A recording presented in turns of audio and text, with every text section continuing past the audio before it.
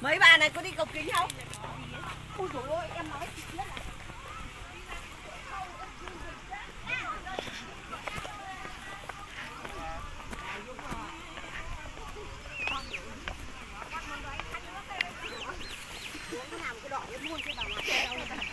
đi thanh luôn nha.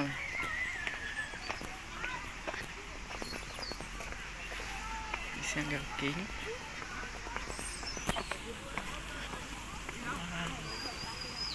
Đẹp chưa?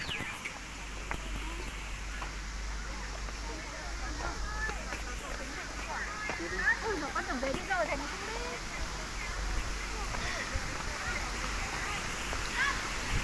Ôi sợ ơi. Nhìn đâu chưa đẹp ta.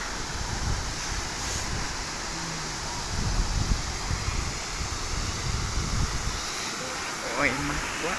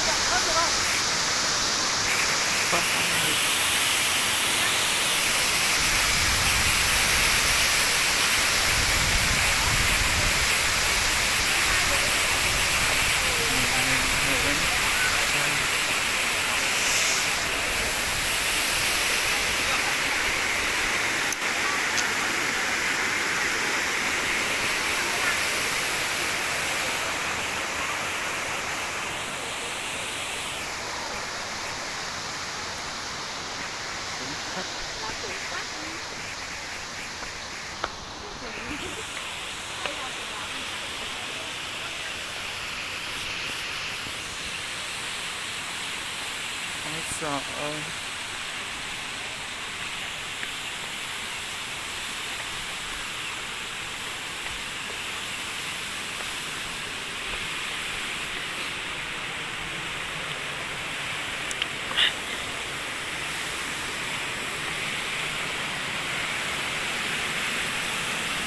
Đây kìa. Cầu kính nha các bạn nha.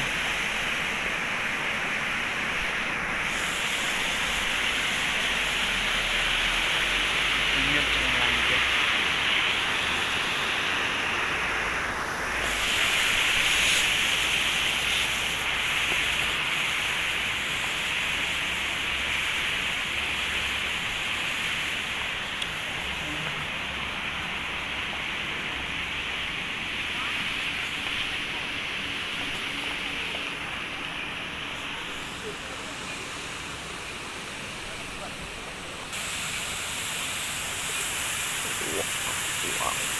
Wow.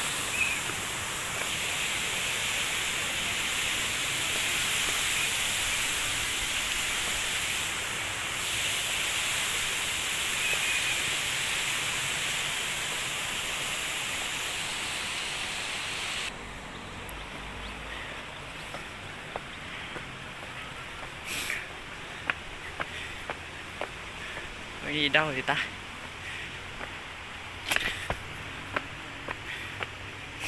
Ui. Ôi, con đi được cầu kính không đây? Wow, xem dưới cây chè.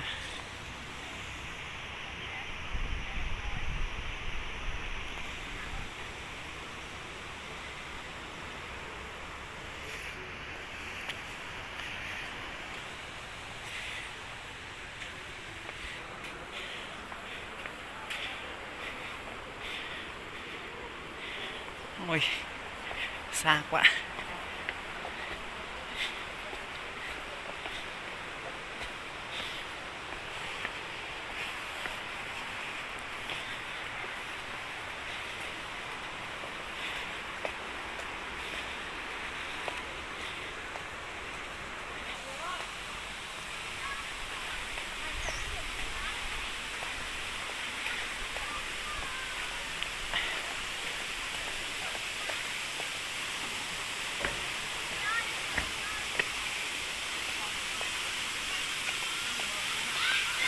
Ôi trời, đẹp chưa?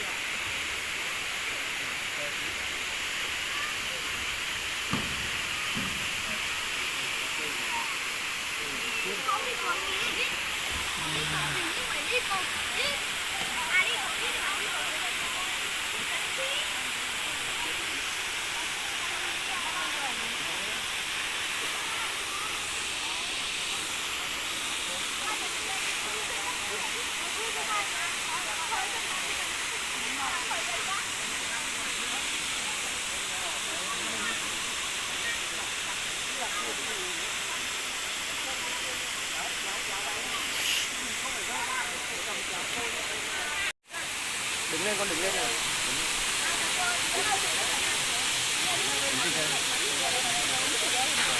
Xoay đi, xoay lại đi, xoay lại đi. Xoay mặt sang bên này đi, quay người lại. Nhìn các bạn lên. Không cả.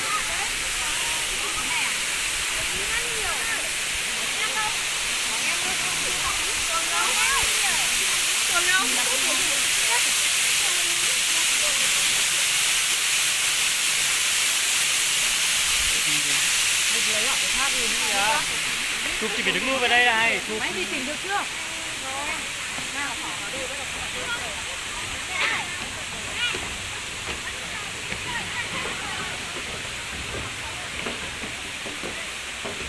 Đi nhanh lên nhiều.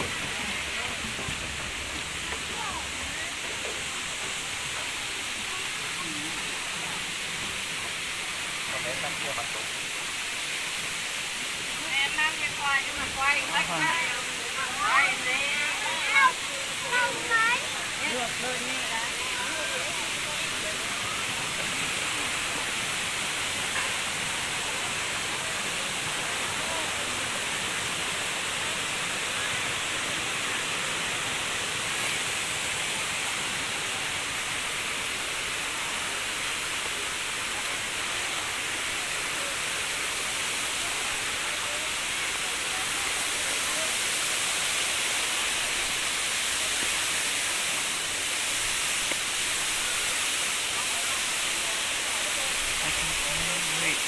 Đùa cùng với ai.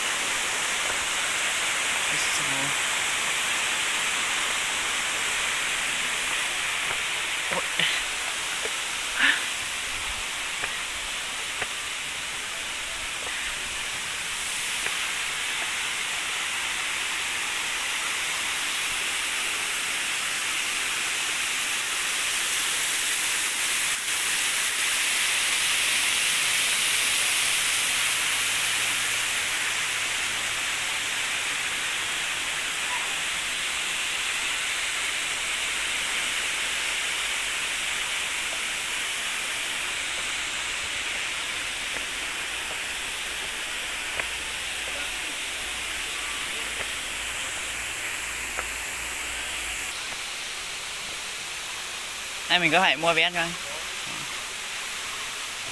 Cho anh mua vé.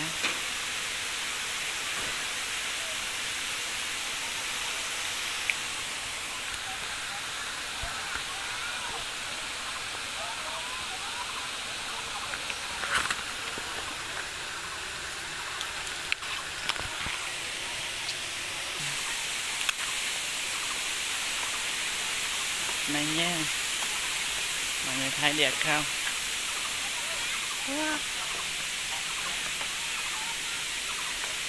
Quá đẹp luôn. Wow.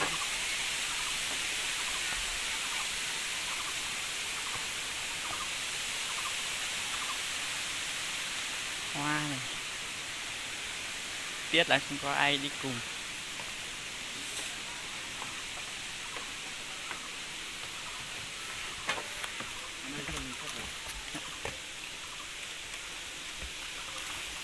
Bạn sang bên tay trái này đeo tất giày vào nhá.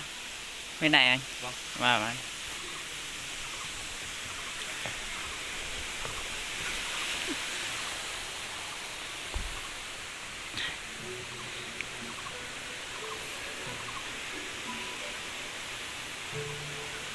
Ui.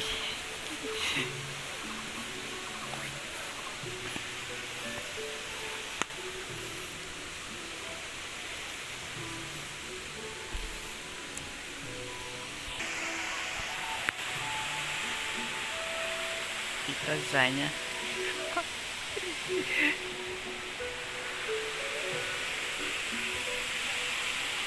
Wow.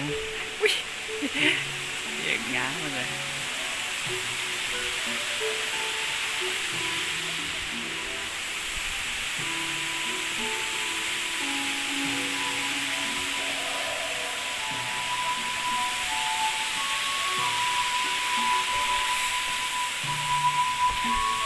Bắt đầu bước vào cầu kín này.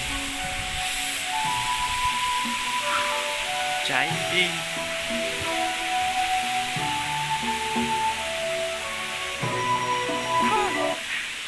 Lần đầu tiên trên đời bước chân vào.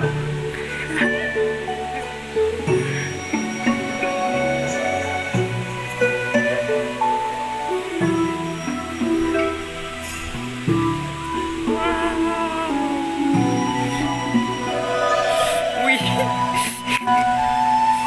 Sợ.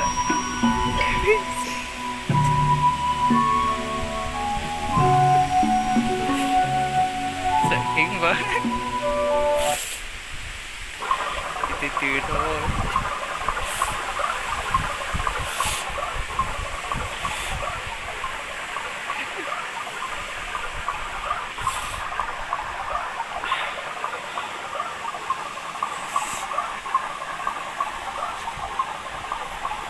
Wow.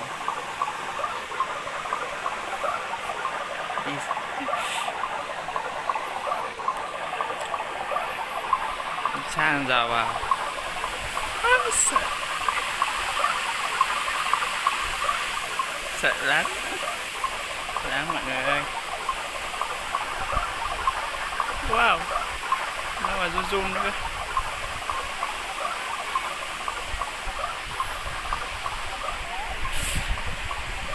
Cái này nó mà cần rộng nữa thêm nữa đi. Chết.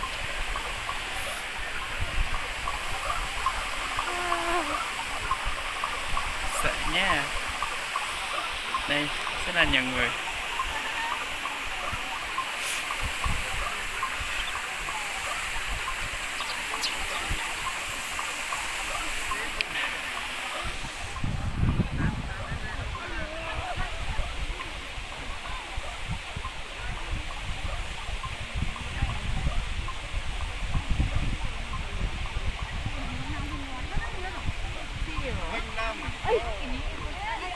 Có cả ní nữa. Cả ní cười. Yêu ơi, yêu ơi. Đừng đi an toàn. An toàn không cần ní nữa. Lộ phòng yến mà đấy.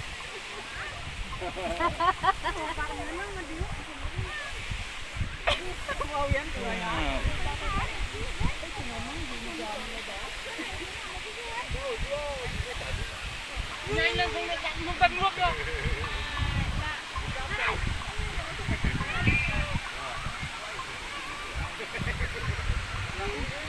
Thấy cảnh của chân nó đẹp ấy.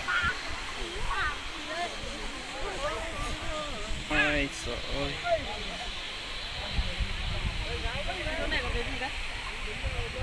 Đi một mình buồn. Không vé đâu rồi đó. Sao không thấy bọn kính vé đâu.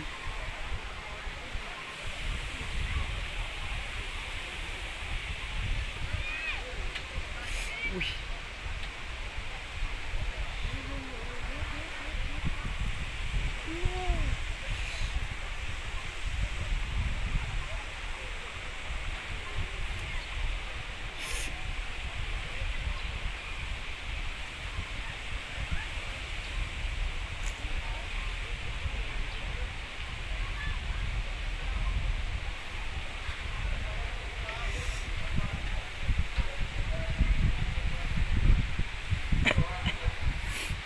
Wow, hoa đẹp lắm.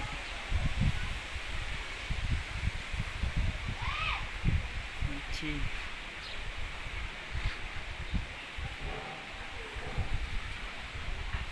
Ô.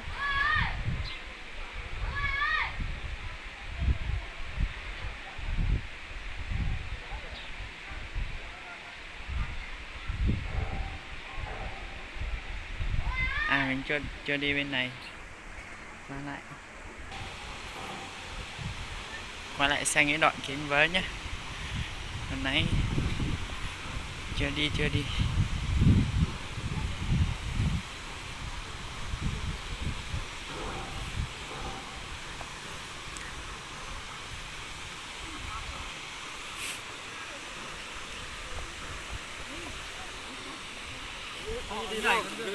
Bị tín luôn này. Đây chụp với chị chụp với chị.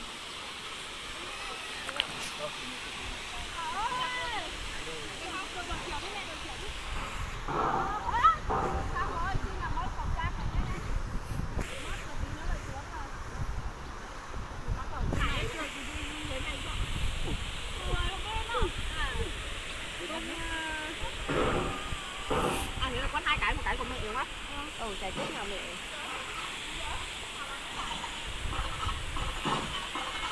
Này. Hoa đẹp nhỉ? Bắn chim à?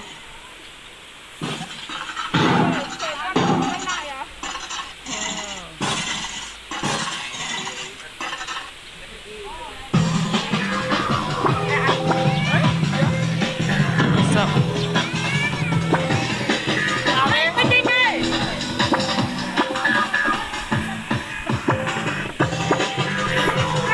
Sao mình đi nó không phải đây? Rồi.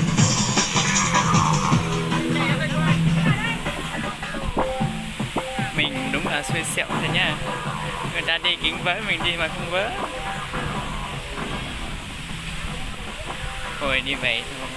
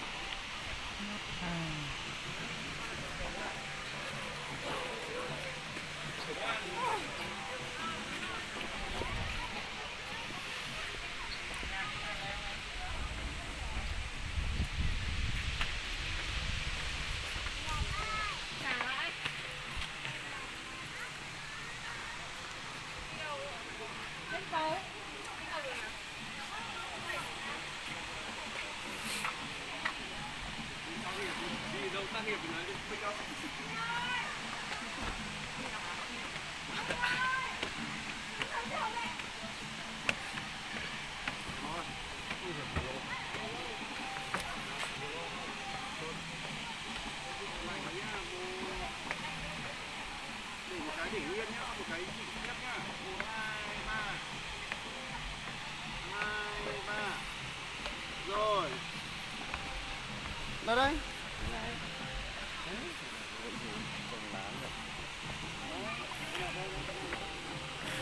Ôi sợ.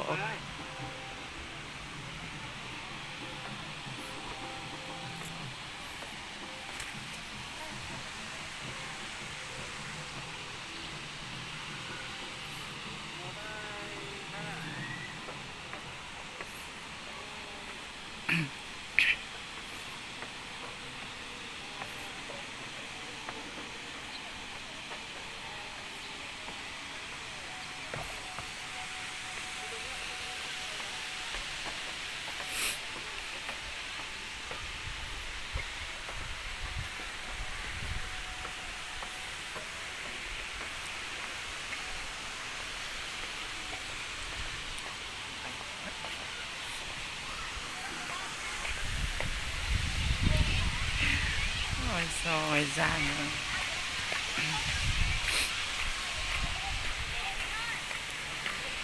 Ôi trời.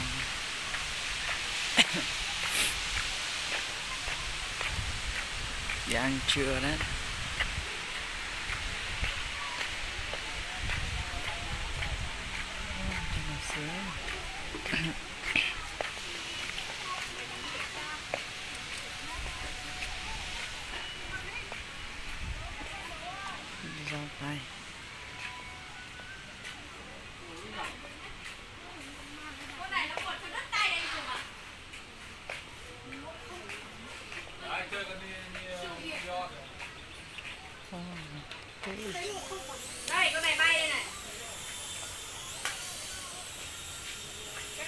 tay ở dưới đúng không? Đấy, thì bố đá lên không? Không. Tôi chỉ xin mấy cái vòng. Đây, tôi quanh đây. Đi một vòng dưới này nữa là đi về xóa Hà Nội. Rất là nhiều đồ ăn luôn. Nhưng mà mình chán không muốn ăn.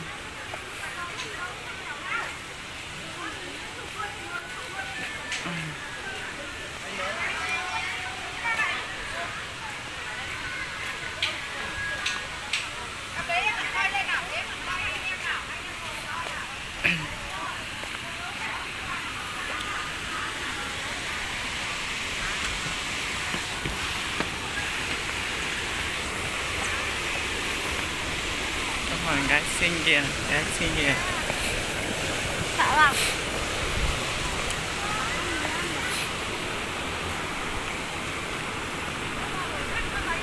Sao không rút mất nhau vậy?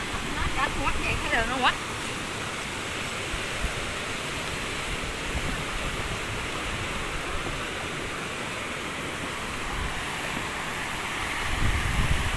Wow.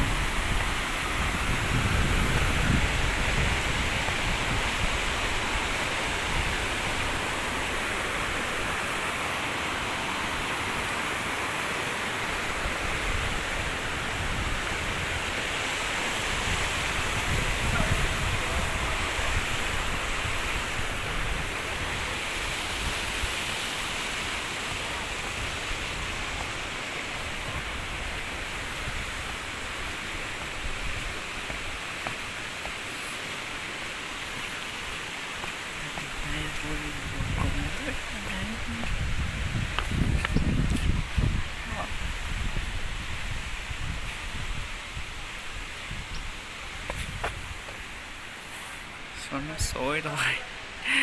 Thôi đi về thôi.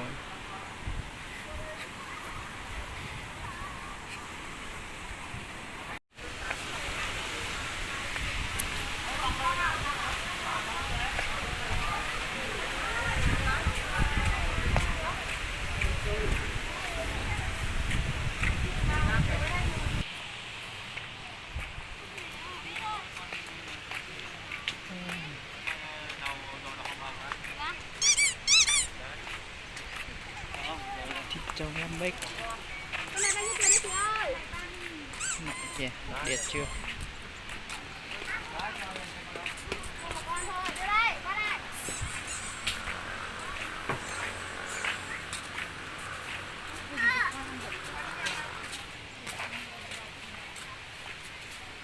Trâu Nam Bích bao nhiêu thôi.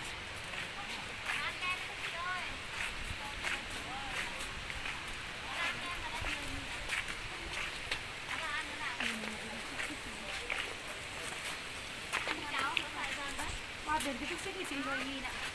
Nóng, nóng. Không đâu rồi. Chế cho một cái kem nữa.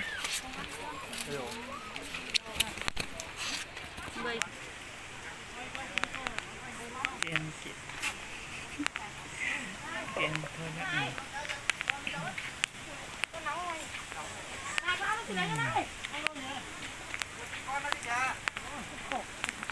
Tính con đấy.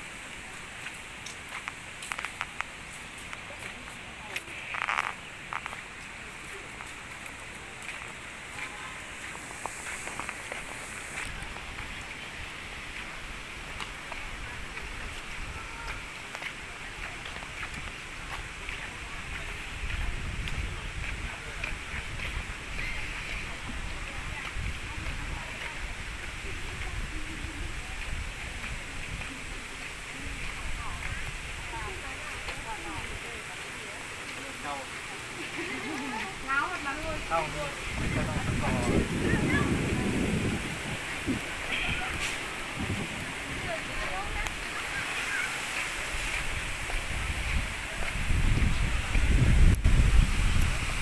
nhà như vậy thôi